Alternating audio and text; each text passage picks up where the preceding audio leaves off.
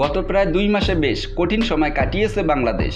বৈষম্য বিরোধী ছাত্র আন্দোলনের সূত্র ধরে এক দফা দাবির পর সাম্প্রতিক বন্যায় ক্ষয়ক্ষতি হয়েছে অনেক। এমন সময়ে পাকিস্তানের মাটিতে বাংলাদেশের পাকিস্তানকে টেস্ট সিরিজে হোয়াইট ওয়াশ করার ঘটনা যেন এক কিছুটা হলেও স্বস্তি দিল দেশের মানুষের মনে। পাকিস্তান সিরিজে সিরিজ সেরা হয়েছে বাংলাদেশের অলরাউন্ডার মেহেদী হাসান মিরাজ। সিরিজ সেরার পুরস্কারটা বৈষম্য বিরোধী ছাত্র আন্দোলনে শহীদ হওয়া রিক্সা চালক পরিবারকে দিতে চান বলে জানিয়েছেন মিরাজ। পুরস্কার বিতরণী অনুষ্ঠানে পুরস্কার গ্রহণ করে এই ঘোষণা দিয়েছেন তিনি।